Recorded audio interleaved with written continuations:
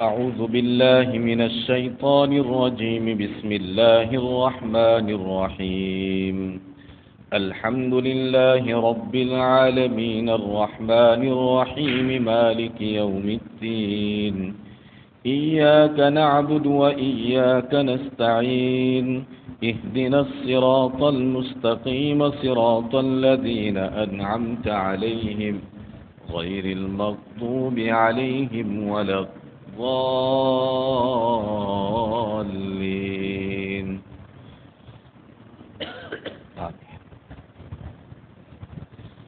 رمضان المبارک کی ہماری یہ 11ویں نشست ہے.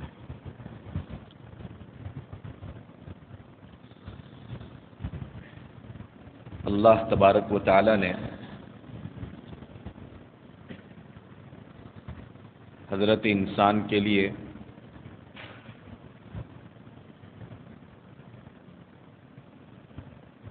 عبادت کے جو احکام مقرر فرمائے ہیں اس کا ایک ظاہری پہلو ہے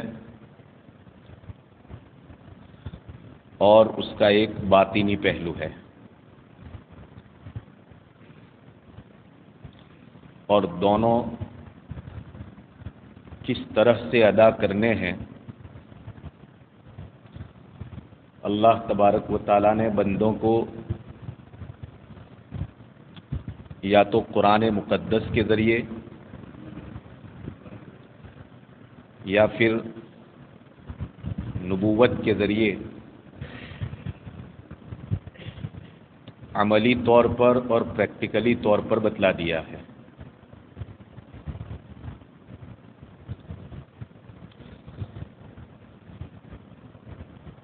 میں آپ کو اس کی ایک آسان سی مثال دے دوں تاکہ بات سمجھنے میں آسانی رہے. اللہ تبارک و تعالیٰ کا ایک حکم ہے نماز پڑھنا.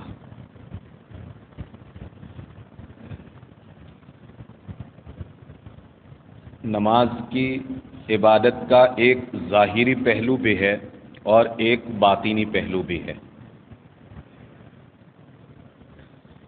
ظاہری پہلو کہ نماز پڑھنے سے پہلے جگہ کا پاک ہونا ضروری ہے کہ جگہ پاک رکھو. پھر انسان کے جسم کا پاک ہونا ضروری ہے. پھر اس کے کپڑوں کا پاک ہونا ضروری ہے.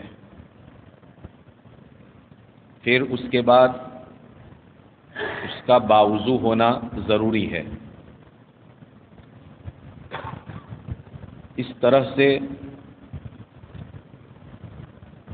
گویا ایک نماز کا جو ظاہری پہلو تھا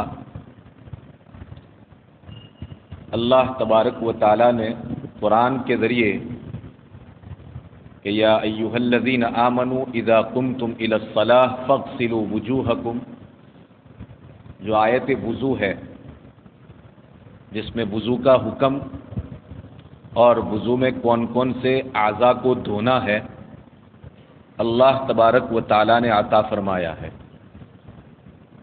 اس کے ذریعے حضرت انسان کو نماز کے ظاہری پہلو کی تعلیم عطا فرمائی،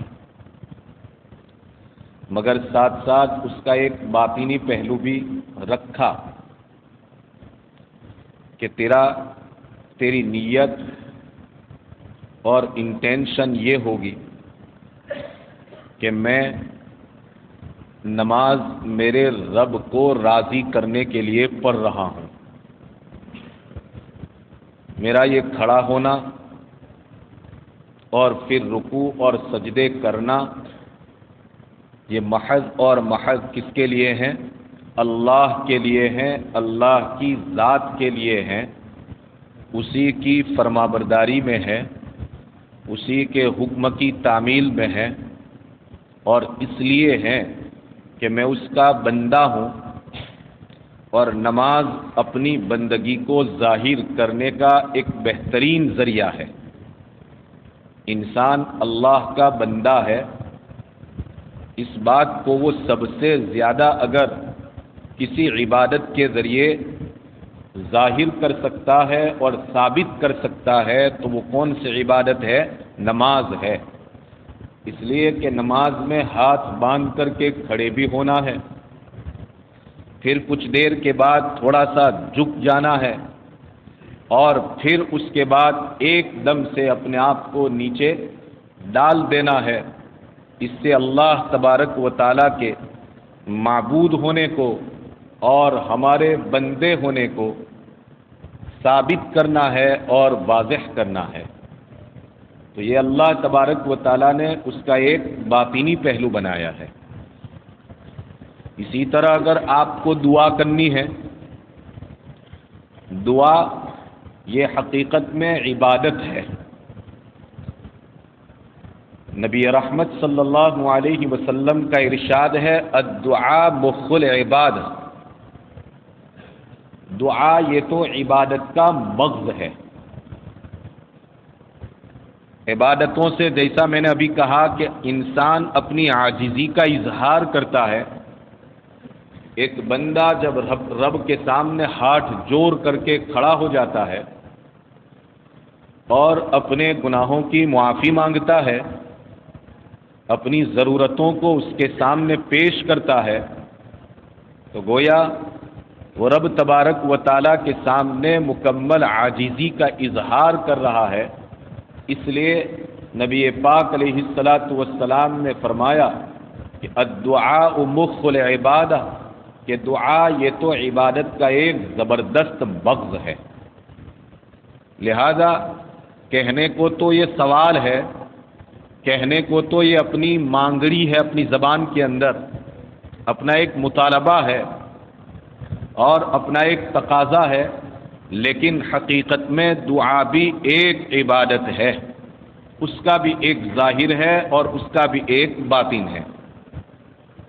کہ ظاہر یہ ہے کہ پہلے اللہ کی خوب بڑائی بیان کرو، اس کی تعریف کرو، اس کے بعد نبی پاک علیہ الصلاۃ والسلام پر جس قدر ہو سکے نذرانے عقیدت پیش کرتے ہوئے درود پاک اور درود و سلام کا تحفہ پیش کرو، اور پھر اس کے بعد اپنے عاجز ہونے کا مکمل اظہار کرو کہ اے رب، ہم نے اپنی جانوں پر نہایت ہی ظلم کیا ہے، اور ہم نے جو ہے جس طرح بندگی کرنی چاہیے اس طرح سے آج تک تیری بندگی نہیں کی ہے، جس طرح گناہوں سے بچنے کا اہتمام کرنا چاہیے اور جس طرح کی احتیاط کی زندگی گزارنی چاہیے، اے میرے پروردگار، آج تک ہم اس طرح کی احتیاط کی زندگی نہیں گزار سکے ہیں،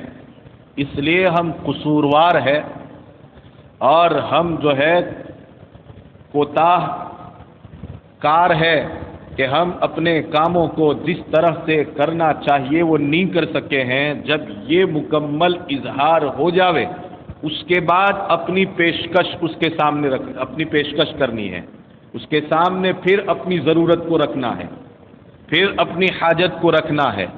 یہ اس دعا کا کیا ہوا؟ ظاہر ہوا۔ اور اس کا ایک باطن ہے کہ ان سب عملوں کو جو ظاہری اعمال ہے کرتے ہوئے تمہارا مکمل دھیان اور مکمل توجہ کس کے سامنے ہونی چاہیے؟ اپنے اللہ اور رب کے سامنے ہونی چاہیے۔ اس کو کہتے ہیں اس کا باطنی پہلو۔ اگر کوئی انسان صرف ظاہر بناتا ہے مگر اس کے باطنی پہلو کو بالکل اپناتا نہیں ہے، دعا تو مانگ رہا ہے، خوب جو ہے اللہ کے سامنے عاجزی کا ظاہری طور پر اظہار بھی کر رہا ہے، لیکن اس کا قلب اور اس کا دل اللہ کی طرف متوجہ نہیں ہے، تو کہا جاتا ہے کہ اس آدمی کی دعا کو اللہ تبارک و تعالیٰ گویا کہ سنتے نہیں ہیں اور اس کی دعا کو کسی بھی صورت کے اندر قبول نہیں فرماتے ہیں۔ ایک مرتبہ حضرت موسیٰ علیہ الصلاۃ والسلام نے اپنی قوم کے ایک آدمی کو دیکھا کہ وہ خوب دعائیں کر رہا ہے، اللہ تبارک و تعالیٰ کے سامنے خوب رو رہا ہے اور ظاہری طور پر بہت عاجزی کر رہا ہے، ہاتھ اٹھا اٹھا کر کے مانگ رہا ہے، 1 دن 2 دن 3 دن کئی دن وہ اسی طرح سے مانگتے جا رہا ہے۔ حضرت موسیٰ علیہ السلام فرماتے ہیں کہ مجھے اس کی دعا کے قبول ہونے کا کوئی اثر معلوم نہیں پڑا، کوئی اثر ظاہر ہو ایسا نظر نہیں آیا۔ میں نے اپنے پروردگار کے حضور یہ درخواست کی کہ اللہ یہ کیا ماجرا ہے، یہ بندہ میں کئی دنوں سے دیکھ رہا ہوں کہ مسلسل تیرے سامنے گر گرا رہا ہے، مانگ رہا ہے، اپنی درخواست سے پیش کر رہا ہے، اور کئی دنوں سے میں اس کو اس طرح سے دیکھ رہا ہوں، مگر کیا بات ہے کہ اس کی درخواست کو تیرے دربار سے منظوری نہیں مل رہی ہے؟ کیا بات ہے کہ اس کی دعا تیرے دربار میں قبول نہیں ہو رہی ہے؟ فوراً آواز آئی کہ اے موسیٰ، اس نے میری اس عبادت کے ظاہری پہلو کو تو اپنا لیا ہے، وہ خوب رو رہا ہے اور مانگ بھی رہا ہے، سب کچھ کر رہا ہے، مگر جس دھیان کے ساتھ اور جس توجہ کے ساتھ مانگنا چاہیے اس طرح سے وہ نہیں مانگ رہا ہے۔ حقیقت میں وہ ایک چرواہا تھا، حقیقت میں وہ ایک بکریوں کا چرواہا تھا، تو دعا تو رب سے خوب مانگ رہا تھا، مگر دھیان اس کا اپنی بکریوں کے ریور کے اوپر تھا۔ دھیان اس کا کہاں تھا؟ اپنی بکریوں کے ریور کے اوپر تھا، جس کو لے کر کے اللہ تبارک و تعالیٰ نے اس کی دعا کو قبول نہیں فرمایا۔ غرض یہ 2 مثالیں میں نے آپ کو دی، اس سے ایک بات ثابت کرنا چاہتا ہوں کہ اللہ تبارک و تعالیٰ نے ہر انسان کی عبادت کے لیے اور اس کے ہر حکم کے لیے ایک ظاہری پہلو کی تعلیم دی ہے اور اس کو ایک باطینی پہلو کی تعلیم دی ہے۔ جب انسان ان دونوں پہلوؤں کو اپناتا ہے تو پھر وہ کما حقہ اللہ تبارک و تعالیٰ کی عبادت کو کرنے والا سمجھا جاتا ہے، اور گویا کہ یوں کہا جا سکتا ہے کہ اس بندے نے جیسا رب نے چاہا تھا قریب قریب ایسا اپنی عبادت کو پیش کیا، چنانچہ اللہ تبارک و تعالیٰ اس پر اپنی رضامندی کا اظہار فرما دیتے ہیں۔ ٹھیک اسی طریقے سے اب سمجھیے اس مسئلے کو کہ اللہ تبارک و تعالیٰ نے سورہ فاتحہ کے اندر بھی اس سورہ فاتحہ کو دعا کے طور پر حضرت انسان کے سامنے پیش کیا کہ میں تمہیں ایک بہترین دعا دے رہا ہوں۔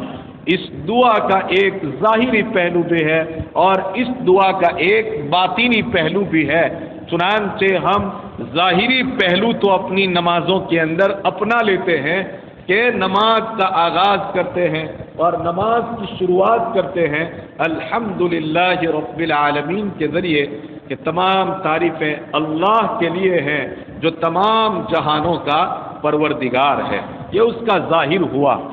لیکن میرے رب کا ایک مطالبہ جیسا کہ میں نے کہا یہ بھی ہے کہ اے انسان تو اس دعا کو باطینی پہلو کے ساتھ بھی میرے سامنے پیش کر، تب جا کر کے میں آپ کی اس درخواست کو قبول کروں گا۔ آپ کب سے سوچ رہے ہوں گے کہ یہ بات اس مقام کے اوپر کیسے لے آیا، اس وجہ سے کہ کل گزشتہ ایک آدمی نے میرے سامنے اس بات کا اشکال کیا تھا اور سوال پیش کیا تھا کہ حضرت ہم روزانہ اس دعا کو جو اللہ تبارک و تعالیٰ نے ہمیں عطا فرمائی ہے دن میں کم سے کم 5 نمازوں کی ہر رکعت کے اندر مانگتے رہتے ہیں، مگر اس کے باوجود بھی اہدنا الصراط المستقیم جو اس دعا کا اصل پہلو ہے، یعنی کہ سیدھا راستہ ہمیں عطا فرما، راہ راست ہمیں عطا فرما دیجئے، درست راستہ ہمیں عطا فرما دیجئے، ہدایت کی دولت سے ہمیں مالا مال کر دیجئے، مگر آج تک ہم اصل ہدایت کے اوپر نہیں آئے ہیں۔ تو جناب ہم اس عبادت کا اور اس دعا کا ظاہری پہلو تو اپنا رہے ہیں، مگر اس کا جو باطینی پہلو ہے کہ جس توجہ کے ساتھ اور جس دھیان کے ساتھ یہ دعا نماز کے اندر اور نماز کے باہر رب تبارک و تعالیٰ کے حضور پیش کرنی چاہیے. اس طرح سے ہم پیش نہیں کر پا رہے ہیں.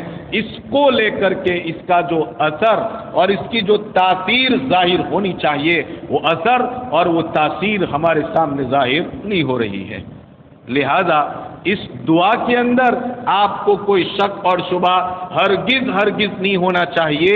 یہ میرے پروردگار کا کلام ہے اور رب کے کلام کے اندر ذرہ برابر بھی ادنا سا شبہ بھی اگر کوئی انسان پیدا کرے اور کر دے اپنے دماغ کے اندر، جس کے بارے میں وحدہ لا شریک لہ نے پہلے ہی سورۃ شریفہ یعنی سورہ بقرہ کے آغاز کے اندر پہلی ہی سطر کے اندر فرما دیا ذالک الکتاب، یہ وہ کتاب ہے، یہ وہ قرآن ہے، یہ وہ اللہ کا کلام ہے، یہ وہ فرقان ہے کہ جس فرقان کے اندر لا ریب فیہ، ایک ذرہ برابر بھی کسی کو شک کرنے کی کوئی گنجائش باقی نہیں ہے. ورنہ ھدی للمتقین، میری یہ کتاب تو متقیوں اور پرہیزگاروں کے لیے ہدایت ہے.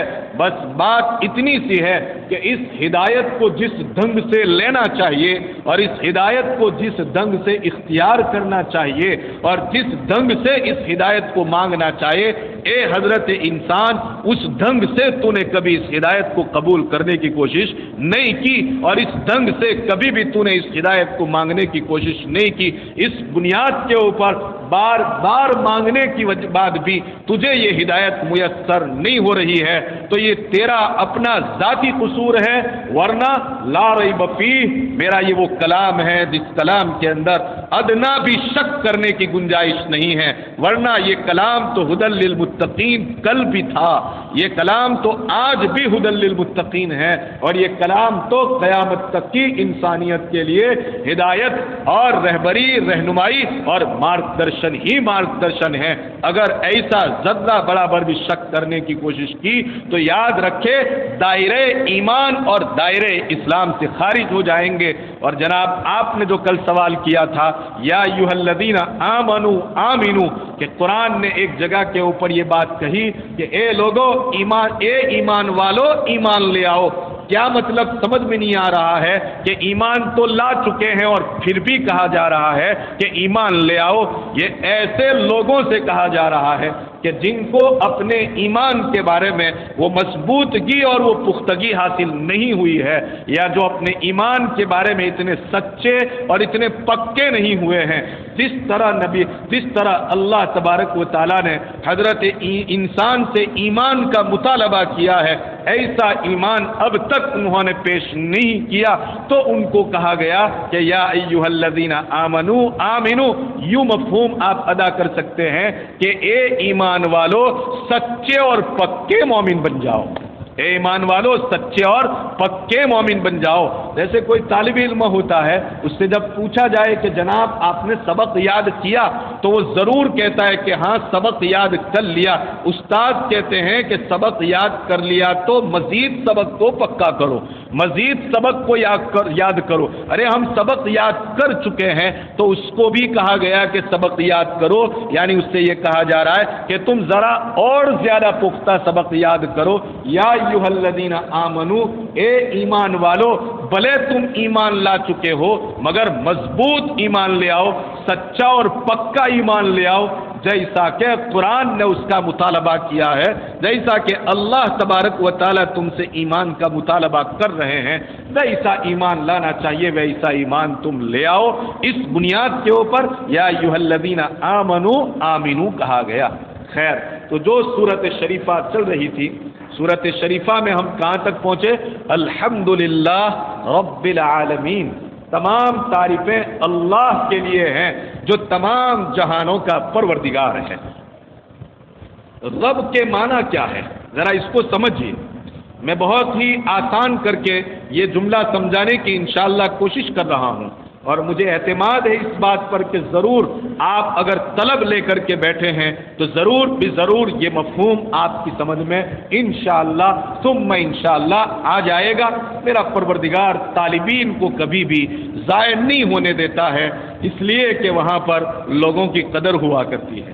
لوگوں کے اعمال کی اس کی بارگاہ کے اندر قدر ہے، وہ کسی بھی صورت کے اندر ناقدرہ نہیں ہے، وہ ہر ایک کی قدر کرتا ہے، ایک کافر کی قدر کر لیا کرتا ہے کہ اس کے اچھے کاموں کا بدلہ اس کو دنیا کے اندر ضرور دے دیا کرتا ہے۔ ہم ایمان والے ہیں، اس کی شاہی کتاب کو سمجھنے کے لیے بیٹھے ہیں، اور پھر اس کی شان ربوبیت کو سمجھنا تو کیوں ہماری سمجھ میں نہ آوے؟ ضرور یہ مفہوم ہماری سمجھ میں انشاءاللہ ثم انشاءاللہ آج کی یا کل کی 2-3 دن کی مجلس کے اندر آ جائے گا۔ رب کسے کہتے ہیں؟ رب کا معنی عربی ڈکشنری کے اعتبار سے اگر دیکھا جائے، یعنی کہ لغت کے اور ڈکشنری کے معنی کو اگر سمجھا جائے تو یوں کہہ سکتے ہیں کہ رب یعنی کہ تربیت کرنے والا، رب یعنی کہ پرورش کرنے والا، رب یعنی کہ ہمارا پالن ہار، رب یعنی کہ ہمیں پالنے والا۔ مزید ڈکشنری کے معنی کو ذرا تفصیل کے ساتھ بیان کیا جائے اور اس کو ذرا وسترت انداز میں پیش کیا جائے تو یوں کہا جا سکتا ہے کہ الرب هو الذی، رب اس ذات کو کہا جاتا ہے کہ جو کسی ناقص اور ادھوری چیز کو شیئن فشیئن، دھیرے دھیرے، بتدریج، لمحہ بلمحہ، ساعت در ساعت، یعنی کہ آہستہ آہستہ درجے کمال تک پہنچا دے ہوئے، اس کو کیا کہا جاتا ہے؟ رب کہا جاتا ہے۔ کسی ناقص اور ادھوری چیز کو دھیرے دھیرے، ضرورت کے مطابق، آہستہ آہستہ اور لمحہ بلمحہ، ساعت در ساعت، عمر در عمر، اس کے آخری انجام تک پہنچا دے ہوئے، یعنی جس کو ہم کمال کہتے ہیں، درجے کمال کہتے ہیں، وہاں تک پہنچا دے ہوئے، تو اس کو کیا کہا جاتا ہے؟ رب کہا جاتا ہے۔ مگر آؤ میں اسلام کی پریبھاشا میں اور اسلام کی اصطلاح کے اندر رب کسے کہا جاتا ہے یہ مفہوم بھی آپ کو ذرا اچھے انداز سے بیان کر دوں۔ فرماتے ہیں کہ رب اس ذات کو کہا جاتا ہے جو ہر مخلوق کی، برابر دھیان سے سنیے، یہ لفظ آپ کو بہت کام دے گا، ہر موڑ کے اوپر یہ پریبھاشا آپ کو انشاءاللہ کام دے گی، آپ یاد رکھیں گے تو ہر جگہ کے اوپر جب کبھی بھی کسی غیر سے بحث کرنے کا موقع ملے گا اور اس غیر کو رب کی ذات کی پہچان کروانا چاہیں گے اور وہ آپ سے مطالبہ کرے گا کہ تم رب کی رٹ لگائے ہوئے ہو تو ذرا مجھے رب کیا ہے وہ بھی تو سمجھا دیجئے، آپ کو سمجھانے میں انشاءاللہ بہت مفید ثابت ہوگی یہ چیز ہر موڑ کے اوپر اور ہر جگہ کے اوپر۔ رب اس ذات کو کہا جاتا ہے کہ جو ہر مخلوق کی ہر عمر میں ہر ضرورت کو محبت اور پیار کے ساتھ پورا کرے، اور اس ضرورت کو پورا کرنے میں وہ کسی کی ذرہ برابر بھی محتاج نہ ہو۔ پھر سے دوبارہ کہ رب اس ذات کو کہا جاتا ہے کہ جو ہر مخلوق کی اس میں تمام کے تمام آ گئے، چاہے جنات ہو، چاہے انسان ہو، چاہے جانور ہو، چاہے چرند ہو، چاہے پرند ہو، پھر یہ نباتات یعنی کہ یہ پودے اور یہ درخت اور یہ جمادات یعنی کہ یہ زمین، یہ پتھر، یہ ٹیلے، یہ پہاڑ، یہ سب کے سب اللہ تبارک و یہ ذرات اور یہ آسمان کے ستارے، اس کے سیارے، یہ گرہ، یہ چاند، یہ سورج، ہر چیز اس کے اندر شامل ہو جاتی ہے۔ کیا کہا کہ رب اس ذات کو کہا جاتا ہے جو ہر مخلوق کی ہر عمر میں ہر ضرورت کو پورا کرے، اور اس ضرورت کو پورا کرنے میں وہ کسی کا سہارا نہ لے، اس کو کسی کے سہارے کی ذرہ برابر بھی ضرورت نہ ہو، اس ذات کو کیا کہا جاتا ہے؟ رب کہا جاتا ہے۔ آئیے میرے اور آپ کے پیدا کرنے کے سلسلے میں آپ دیکھیں، میں نے مثال آپ کو دی تھی کہ میں اور آپ تو ایک منی کا قطرہ تھے، اور منی کے قطرے کے ہزاروں کیڑوں میں سے ایک کیڑا تھے۔ ایک ہی کیڑا تو ماں کے پیٹ کے اندر جاتا ہے۔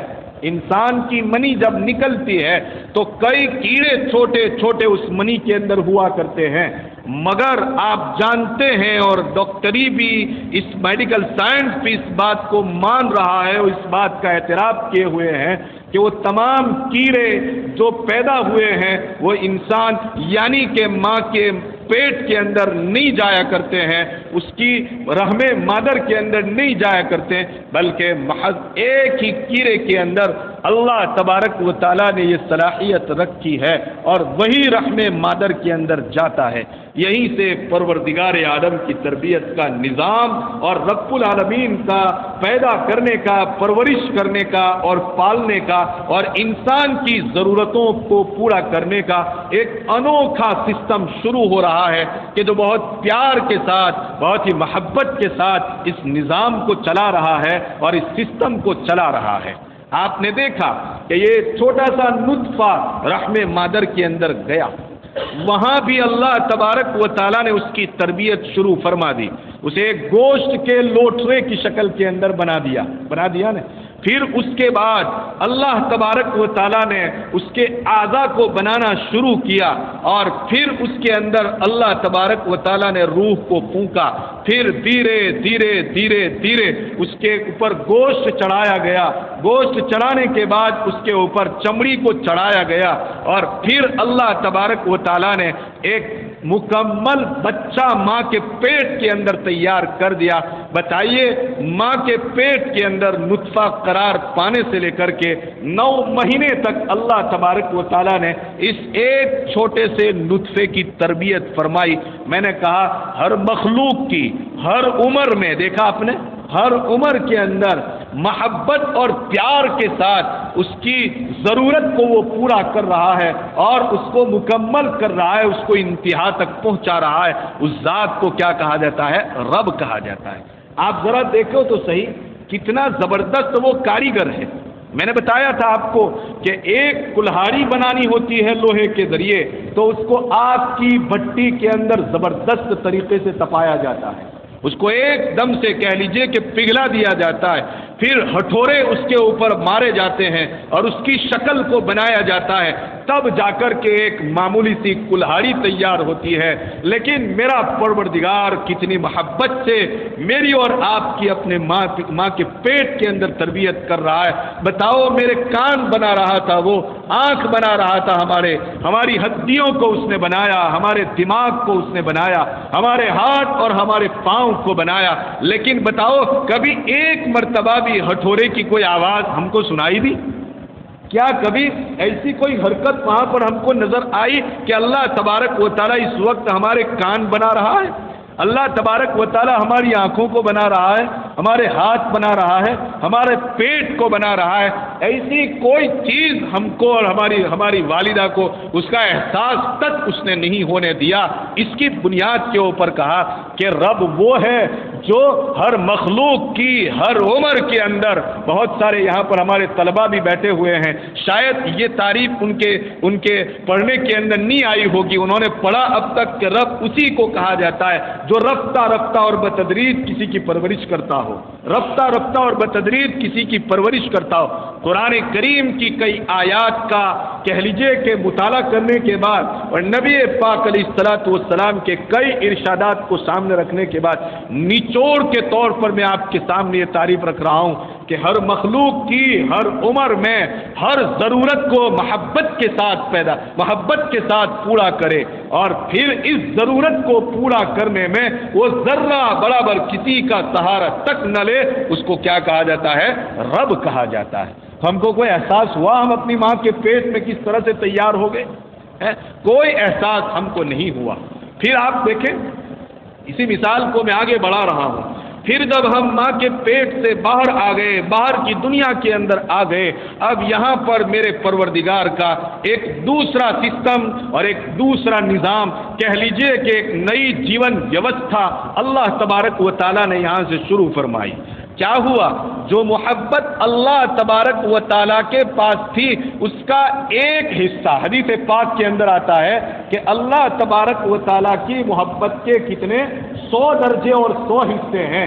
پوری دنیا کی تمام مخلوقات کے اوپر حضرت انسان سے لے کر کے جتنے بھی چرندے ہیں، جتنے بھی پرندے ہیں اور جتنے بھی جانور ہیں، ان تمام جانوروں کے اندر آپ نے دیکھا ہوگا کہ ان کے اندر بھی کیا پائی جاتی ہے؟ محبت پائی جاتی ہے. وہ بھی اپنی جنس کے ساتھ اور اپنے بچوں کے ساتھ پیار اور محبت کا برتاؤ کرتی ہے. مگر روایتوں سے یہ بات ثابت ہوتی ہے، نبی پاک علیہ الصلوۃ والسلام کے ارشاد سے یہ بات ثابت ہوتی ہے کہ اللہ تبارک و تعالیٰ کی پوری محبت اور رحمت کے کتنے حصے ہیں؟ 100 حصے اور 100 درجے ہیں۔ اللہ تبارک و تعالیٰ نے 99 حصے اور 99 درجے کو اپنے پاس ریزرو کر کے رکھا ہے، محفوظ کر کے رکھا ہے۔ جان بوجھ کر کے یہ جملہ کہہ رہا ہوں، ریزرو اور محفوظ کر کے رکھا ہے۔ جب قیامت قائم ہو جائے گی اس وقت ان 99 حصوں کو اس ایک حصے کے سے ملا کر کے اپنی رحمت کا وہ اظہار کرے گا۔ وہ بات انشاءاللہ میں بعد میں بیان کروں گا جب الرحمن الرحیم پر ہم گفتگو کریں گے۔ تو ابھی میں یہ کہہ رہا ہوں کہ اللہ تبارک و تعالیٰ نے ایک حصہ پوری مخلوق کے درمیان میں تقسیم کر دیا ہے۔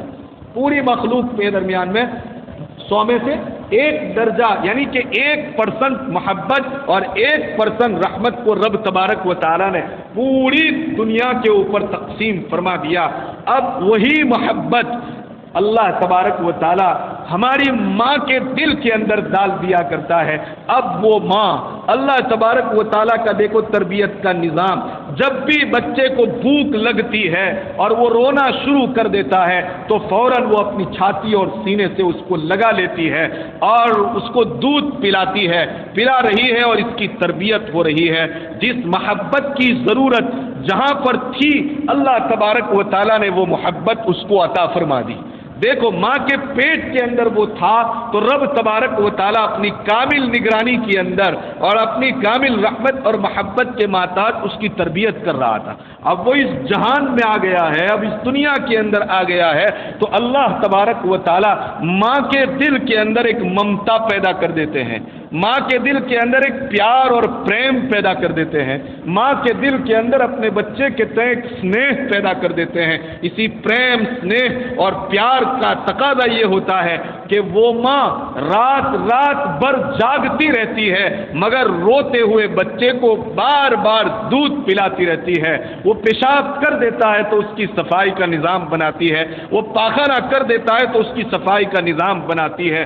اگر کسی وجہ سے اس کے پیٹ میں چوک پیدا ہو جائے اور اس کے کسی عضو میں درد پیدا ہو جاتا ہے، ماں کو معلوم تک نہیں ہوا کرتا کہ اس کے کان میں درد ہو رہا ہے یا اس کے پیٹ کے اندر درد ہو رہا ہے یا اس کی آنکھوں کے اندر درد ہو رہا ہے، کہاں درد ہو رہا ہے ماں کو اس کا ذرہ برابر بے احساس نہیں ہوتا، مگر اس کے باوجود بھی وہ اپنی ننھی سی جان کو اور اپنی وہ پیاری سی جان کو کبھی تو اپنے سینے سے لگاتی ہے، کبھی اپنے گالوں اور رخساروں سے لگایا کرتی ہے، کبھی تو وہ اس کے بوسے لیا کرتی ہے، کبھی تو وہ اس کی پیٹھ کے اوپر تھپتھپی اور تھپکی دیتی رہتی ہے کہ کہیں میرے لختے جگر اور میرے نور نظر اور میرے جگر کے ٹکڑے اور میرے چرنجیوی کو آرام مل جائے، سکون مل جائے اور وہ سو جائے۔ میرے پروردگار کی تربیت کا عالم تو دیکھیے، ایک ہلکی سی محبت کی چنگاری ماں کو دے دی اور اب یہ ماں رب تبارک و تعالیٰ کے تربیتی نظام کا ایک حصہ بن کر کے اور رب تبارک و تعالیٰ کی تربیتی سسٹم کا ایک پارٹ بن کر کے سبب کے درجے کے اندر اپنی ایک چھوٹی سی ننھی سی جان کی تربیت اور پرورش کرتی ہے۔ اس بنیاد پر ہمارے پروردگار کو کیا کہا جاتا ہے؟ رب کہا جاتا ہے۔ پھر آپ دیکھیں بچہ بڑا ہوتا ہے، 10 سال کا، 12 سال کا، 14 سال کا، 16 اور 18 سال کا جوان ہو جاتا ہے۔ اب اس کے اندر وہ تمام تر صلاحیتیں پیدا ہو جاتی ہے کہ وہ اپنا کھانا خود کھا سکتا ہے، وہ نہا سکتا ہے، وہ اپنا پیشاب اور پاخانہ خود صاف کر سکتا ہے، وہ اپنی روزی روٹی کے اسباب کو خود اختیار کر سکتا ہے۔ تو آپ نے دیکھا ہوگا کہ ماں کی ایک محبت وہ تھی جب وہ اس کی گود میں تھا اور اب ایک محبت وہ ہے جو اس کی گود سے نکل چکا ہے۔ دونوں کی محبتوں کے درمیان بہت بڑا فرق پیدا ہو جاتا ہے۔ دیکھا ہوگا اب ماں اس فکر میں نہیں رہتی ہے کہ میرا بیٹا کہاں گم رہا ہے اور کس انداز سے گم رہا ہے، پوچھے گی کہ وہ کہاں ہے تو کہ گیا ہوا ہے بازار، پوچھا جائے کہ وہ کہاں ہے تو گیا ہوا ہے وہ بھروچ، مگر اس وقت اس کو اتنی سی فکر نہیں ہوتی ہے، جب کہ کب فکر تھی وہ گہوارے کے اندر تھا، جب ماں کپڑوں کی صفائی کے لیے دھوبی گھاٹ کے اوپر پہنچی تھی اور اس کو گہوارے میں سلا کر کے گئی تھی تو 2 کپڑوں کی ابھی صفائی نہیں ہوتی تھی اور اس کے دماغ کے اندر اپنے ننھے سے بچے کا خیال آ جاتا تھا اور وہ 2 کپڑے دھو کر کے چھوڑ کر کے پھر اس کو دیکھنے کے لیے آیا کرتی تھی، پھر دیکھ کر کے اپنے کام پر پہنچ جاتی تھی، پھر کچھ دیر ہوتی تھی اور اس کے اندر ایک طلب پیدا ہوتی تھی، پھر وہ جاتی تھی اور جا کر کے اس کو دودھ پلایا کرتی تھی، بار بار وہ آتی ہے اور بار بار وہ جاتی ہے، اور اب وہ چیز باقی نہیں رہی۔ جب وہ ایک جوان ہو گیا، وہ جب بڑا ہو گیا، جب اس کے اندر کمانے کی صلاحیت پیدا ہو گئی، اللہ تبارک و تعالیٰ گویا کہتا ہے کہ میں اپنا یہ تربیتی نظام اور یہ پالن ہاری کا سسٹم اور یہ اس کو پالنے کا جو نظام ہے اب ماں سے ہٹا کر کے میں کس کو سیدھے دے رہا ہوں؟ سیدھے اسی انسان کو میں دے رہا ہوں جس کو میں نے پیدا کیا، اس بنیاد پر کہ اب مجھے اس کی یہ تربیت کرنی ہے کہ دھیرے دھیرے دھیرے دھیرے اس کو درجے کمال تک پہنچا دینا ہے۔ وہ جب انتہا کو پہنچ جائے گا اور وہ کمال کو پہنچ جائے گا اور اس کے مقدر کا جو کچھ کچا چٹھا لکھ کر کے رکھا ہے وہ سب کچھ وہ حاصل کر لے گا تو پھر اللہ تبارک و تعالی اسی شان کی بنیاد کے اوپر اور اسی صفت کی بنیاد کے اوپر پھر اس کے وجود کو ختم کر کے رکھ دیں گے اور پھر اس کی نئی تربیت کا سلسلہ وہاں سے شروع ہو جائے گا۔ اس کو کہا جاتا ہے کیا؟ رب۔ اسے کہتے ہیں پالنے والا۔ کسی کو یہ اشکال ہو سکتا ہے، کسی کو اعتراض ہو سکتا ہے کہ جناب کھانا تو ابا کھلا رہے ہیں، کھانا تو امی کھلا رہی ہے، کھانے کا نظام تو دارالعلوم کا عملہ کر رہا ہے، کھانے کا نظام تو اس شادی کے اندر شادی والا کر رہا ہے، وغیرہ وغیرہ۔ کہاں یہ ہمارا رب ہے جو ہماری تربیت یہاں پر کر رہا ہے؟ میں نے آپ کو جو پڑی بھاشا سمجھائی، جو اصطلاح سمجھائی، اس کا آخری ورڈ آپ ذرا دھیان سے سنیے، کیا کہا تھا؟ اور وہ اپنی اس تربیت کے اندر کسی کا محتاج نہ ہو، اپنی تربیت کے اندر اس کو کسی کی ذرہ برابر بھی ضرورت نہ ہو۔ ہماری ماں ہمیں دودھ پلا رہی ہے مگر اس کو بھینس کی ضرورت ہے، اس کو گائے کی ضرورت ہے، یا اپنے سینے کے اندر اس کو دودھ کی ضرورت کا احساس ہو رہا ہے تو اللہ تبارک و تعالیٰ سے مانگتی ہے کہ اللہ میرے سینے کے اندر کم سے کم اتنا دودھ پیدا کر دے کہ میں اپنی ننھی سی جان کو وہ دودھ پلا سکوں۔ کیا اس کو رب اب کہا جا سکتا ہے؟ اب ماں کو رب کہا جائے گا؟ ہرگز ماں کو رب نہیں کہا جا سکتا ہے۔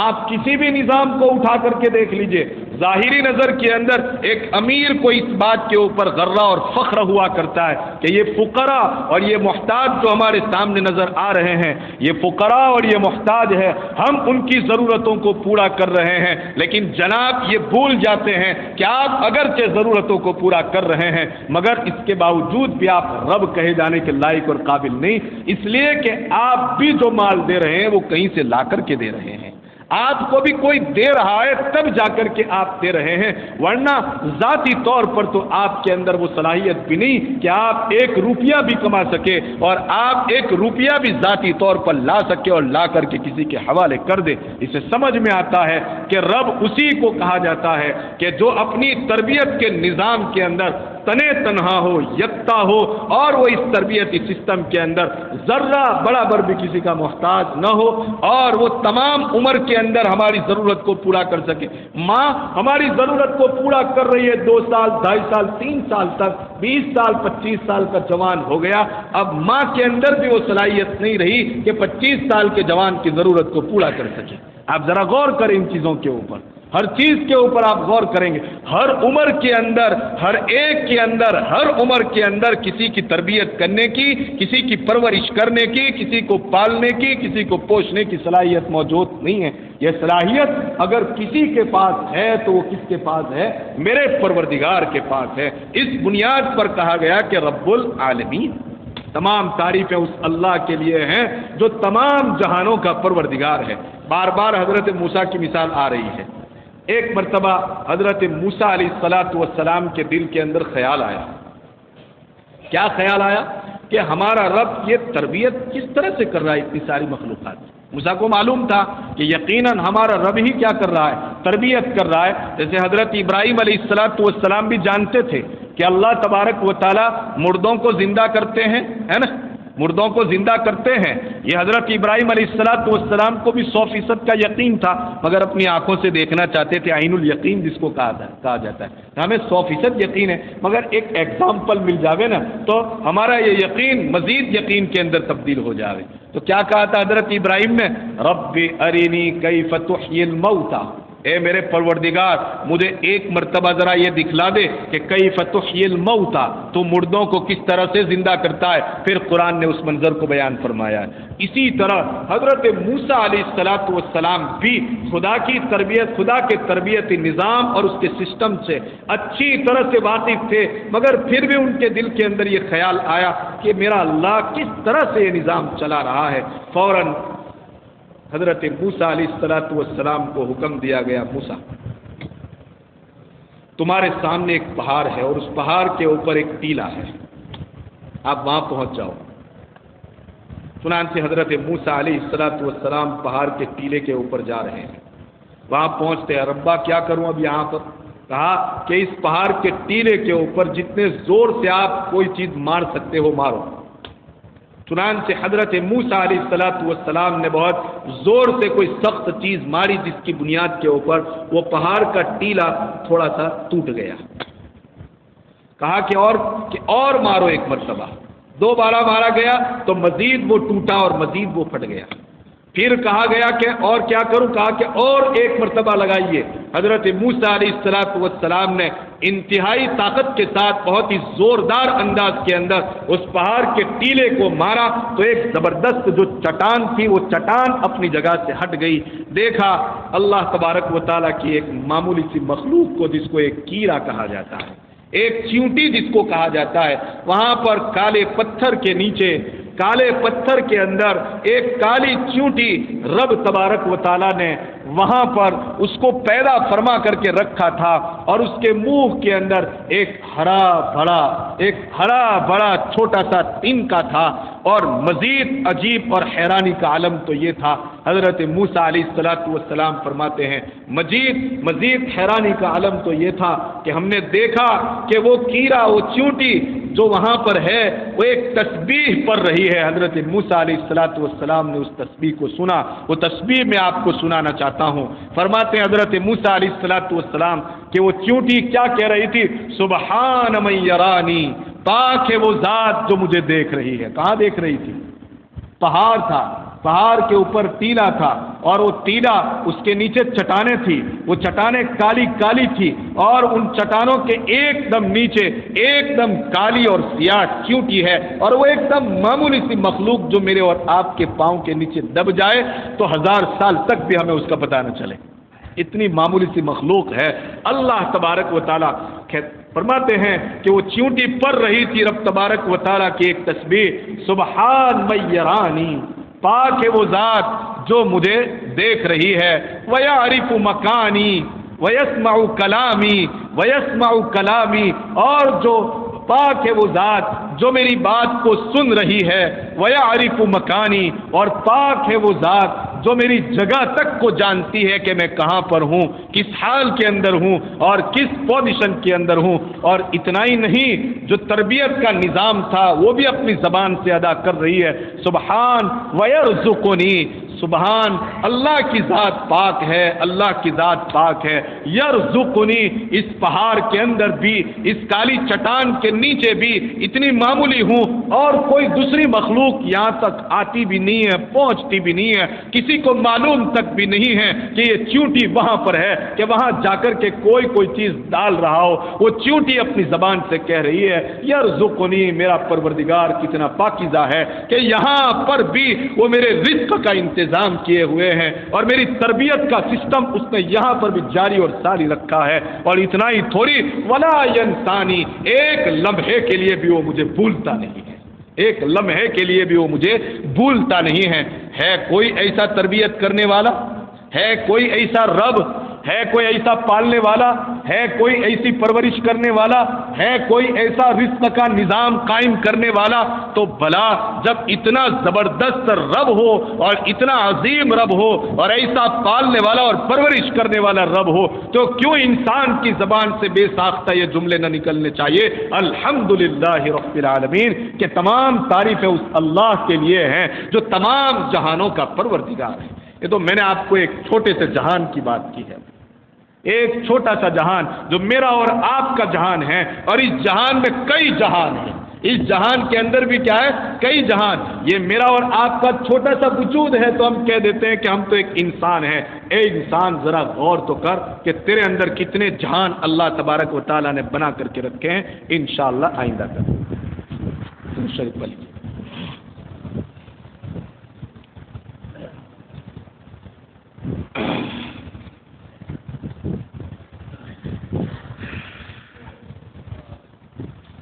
सुब्हानल्लाह सुब्हानल्लाहि व बिहम्दिही सुब्हानल्लाहिल अज़ीम सुब्हानल्लाहि व बिहम्दिही अदद खल्क़िही व रिज़ा नफ्सिही व ज़ीनत अर्शिही व मिदाद कलिमातिही। अल्लाहुम्मा ला नुहसी सनाअन अलैक अंत कमा असनैत अला नफ्सिक। अल्लाहुम्मा ला नुहसी सनाअन अलैक अंत कमा असनैत अला नफ्सिक। अल्लाहुम्मा ला नुहसी सनाअन अलैक अंत कमा असनैत अला नफ्सिक। अल्लाहुम्मा सल्लि अला सय्यदिना मुहम्मद व अला आलि सय्यदिना मुहम्मदिन व बारिक व सल्लिम। अल्लाहुम्मा सल्लि अला मुहम्मदिन नबिय्यिल उम्मिय्यित ताहिरिज़ ज़किय्यि सलातन तुहल्लु बिहल उक़द व तुफ़क्कु बिहल कुरब। अल्लाहुम्मा सल्लि अला मुहम्मद मख्तलफ़ल मलवान व तआक़बल असान व कर्ररल जदीदान वस्तक़ल्लल फ़रक़दान व बल्लिग़ रूहहु व अरवाह अहलि बैतिही मिन्ना अत्तहिय्यत वस्सलाम व बारक व सल्लम तस्लीमन कसीरन कसीरा। रब्बना ज़लमना अनफुसना व इल्लम तग़फ़िर लना व तरहमना लनकूनन्न मिनल ख़ासिरीन। रब्बना ज़लमना अनफुसना व इल्लम तग़फ़िर लना व तरहमना लनकूनन्न मिनल ख़ासिरीन। रब्बना ज़लमना अनफुसना व इल्लम तग़फ़िर लना व तरहमना लनकूनन्न मिनल ख़ासिरीन। अल्लाहुम्मा रब्बि इन्नी ज़लमतु नफ़्सी ज़ुल्मन कसीरा वला यग़फ़िरुद्दुनूब इल्ला अंत फ़ग़फ़िरली मग़फ़िरतम मिन इंदिक वरहमनी इन्नका अंतल गफ़ूरुर रहीम। अल्लाहुम्मा अंत रब्बी ला इलाहा इल्ला अंत ख़लक़तनी व अना अब्दुक व अला अहदिक व वअदिक मस्ततअतु व अऊज़ु बिक मिन शर्रि मा सनअतु व अबूउ लक बिनिअमतिक अलय्य व अबूउ बिज़ंबी फ़ग़फ़िरली फ़इन्नहु ला यग़फ़िरुद्दुनूब इल्ला अंत फ़ग़फ़िरली फ़इन्नहु ला यग़फ़िरुद्दुनूब इल्ला अंत फ़ग़फ़िरली फ़इन्नहु ला यग़फ़िरुद्दुनूब इल्ला अंत। अल्लाहुम्मा रब्बना ला तजअलना फ़ितनतल लिलक़ौमिज़ ज़ालिमीन व नज्जिना बिरहमतिक मिनल क़ौमिल काफ़िरीन व नज्जिना बिरहमतिक मिनल क़ौमिल फ़ासिक़ीन व नज्जिना बिरहमतिक मिनल क़ौमिल मुनाफ़िक़ीन। ला इलाहा इल्ला अंत सुब्हानक ला इलाहा इल्ला अंत सुब्हानक इन्नी कुन्तु मिनज़ ज़ालिमीन। ला इलाहा इल्ला अंत सुब्हानक इन्नी कुन्तु मिनज़ ज़ालिमीन। ला इलाहा इल्ला अंत सुब्हानक इन्नी कुन्तु मिनज़ ज़ालिमीन। रब्बना ला तजअलना फ़ितनतल लिलक़ौमिज़ ज़ालिमीन। अल्लाहुम्मा इन्ना नऊज़ु बिक मिनल फ़ितन मा ज़हरा मिन्हा व मा बतन। अल्लाहुम्मा इन्ना नऊज़ु बिक मिनल फ़ितन मा ज़हरा मिन्हा व मा बतन। अल्लाहुम्मा इन्ना नऊज़ु बिक मिनल फ़ितन मा ज़हरा मिन्हा व मा बतन। अल्लाहुम्मा अस्बहना व अस्बहल मुल्कु लिल्लाहि रब्बिल आलमीन। अल्लाहुम्मा अमसैना व अमसल मुल्कु लिल्लाहि रब्बिल आलमीन। अल्लाहुम्मा इन्नी अस्अलुका खैर हाज़िहिल लैला फ़तहहा व नस्रहा व नूरहा व बरकतहा व हुदाहा। अल्लाहुम्मा इन्ना नऊज़ु बिका मिन शर्रिहा व शर्रि मा फ़ीहा। अल्लाहुम्मा अस्tur औरातिना व आमिन रवातिना। अल्लाहुम्मा अक्रिमना व ला तुहिन्ना। अल्लाहुम्मा अक्रिमना व ला तुहिन्ना। अल्लाहुम्मा अहदिना सिरातल मुस्तक़ीम صراط الذين أنعمت عليهم من النبيين والصديقين والشهداء والصالحين وحسن أولئك رفيقا غير المغضوب عليهم ولا الضالين. اللهم إنا نسألك الهدى والتقى والعفاف والغنى. اللهم إنا نسألك العفو والعافية والمعافاة في الدنيا والآخرة. اللهم يا فارج الهم ويا كاشف الغم يا مجيب دعوة المضطرين رحمن الدنيا والآخرة رحيمهما أنت ترحمني فارحمني برحمة تغنيني بها عن رحمة من سواك. اللهم إنا نسألك موجبات رحمتك وعزائم مغفرتك والغنيمة من كل بر والسلامة من كل إثم. لا تدع لنا ذنبا إلا غفرته ولا هما إلا فرجته ولا دينا إلا قضيته ولا مريضا إلا شفيته ولا حاجة من حوائج الدنيا بالآخرة هي لك رضا إلا قضيتها يا أرحم الراحمين يا أرحم الراحمين يا أرحم الراحمين. رب اغفر لي ولوالدي وللمؤمنين يوم يقوم الحساب.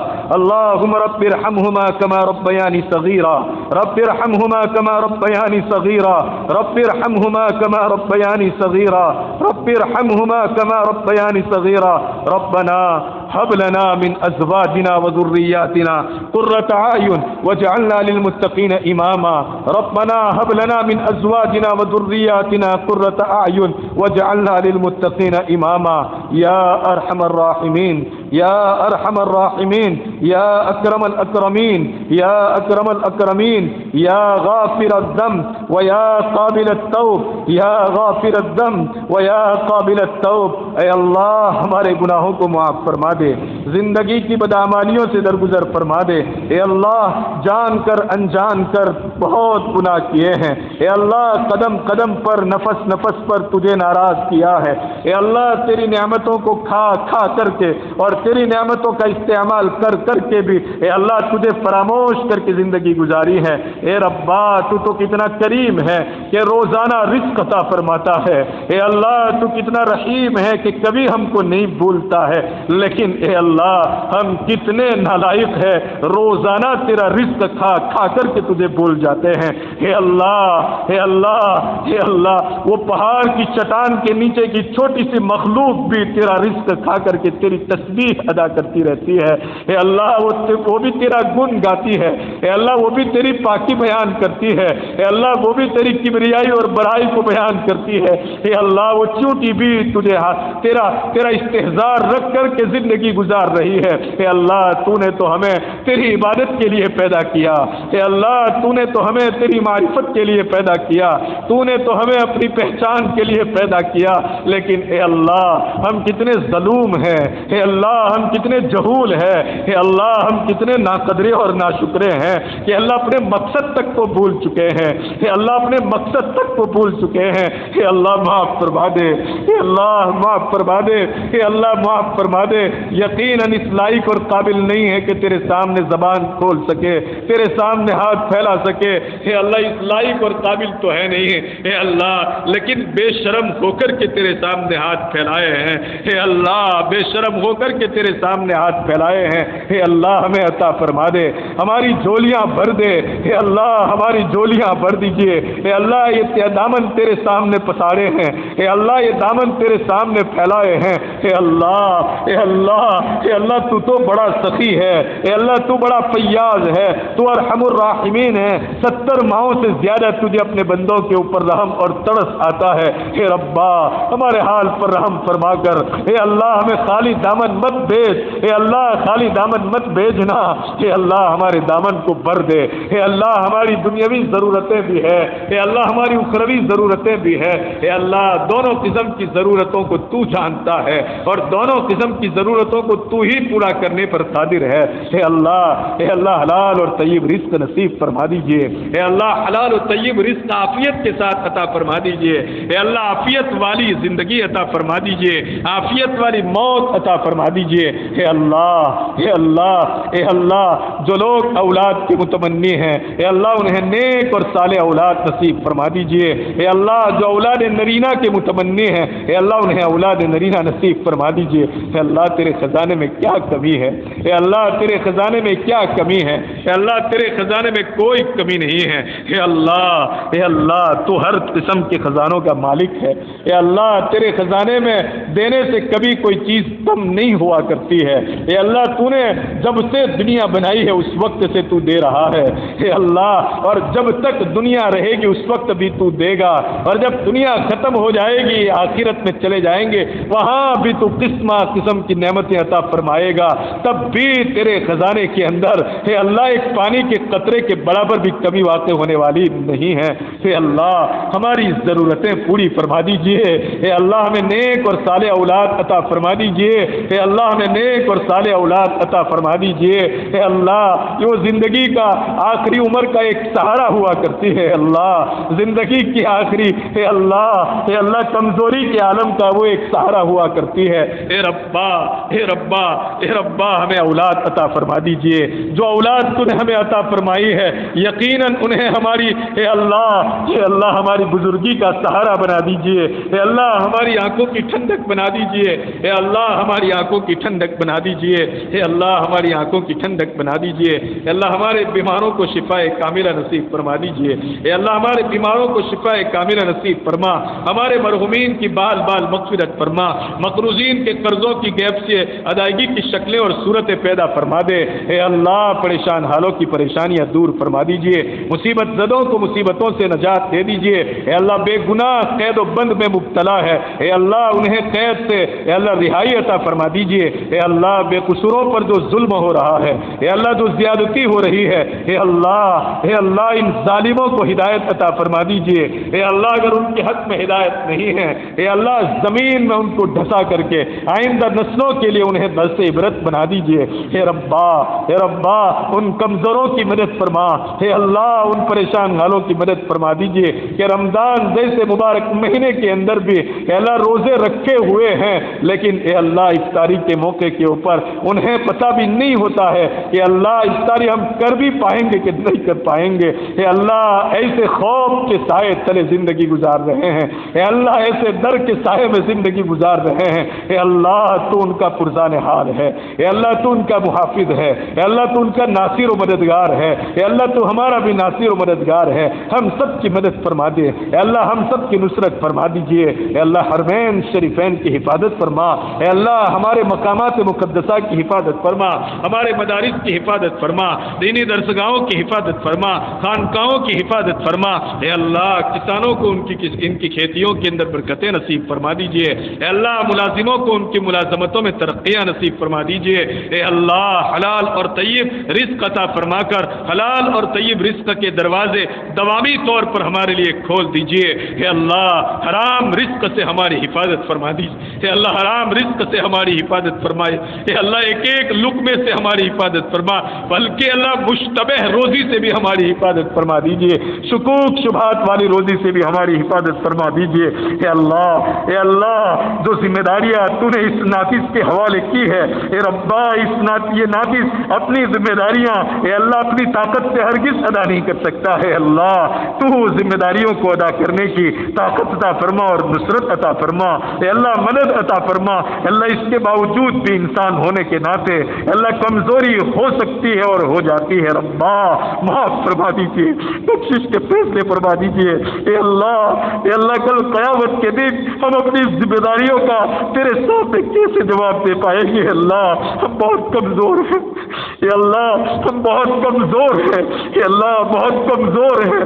اے ربا تو قوی ہے، تو متین ہے، اللہ تو بڑا طاقتور ہے۔ اللہ اپنی ایک ایک ذمہ داری کو ٹھیک ادا کرنے کی توفیق نصیب فرما دیجیے۔ اے اللہ ایک ادنا سی خیانت کرنے سے پہلے موت دے دیجیے اللہ، لیکن خیانت ہمارے ہاتھوں سے ہو اے ربا ایسے دن اور ایسی گری ہم کو کبھی بھی مت دکھلانا۔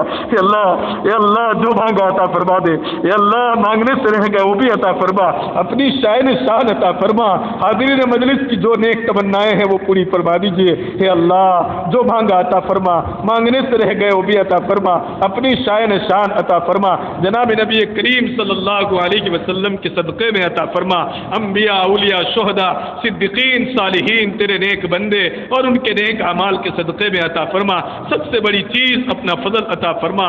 اللہم انا نسألک من خیر ما سألک به نبیک و حبیبک محمد صلی اللہ علیہ وسلم ونعوذ بک من شر ما استعاذک منہ نبیک و حبیبک محمد صلی اللہ علیہ وسلم وانت المستعان وعلیک البلاغ ولا حول ولا قوة الا باللہ العلی العظیم سبحان ربک رب العزة عما یصفون وسلام علی المرسلین والحمد للہ رب العالمین برحمتک یا ارحم الراحمین۔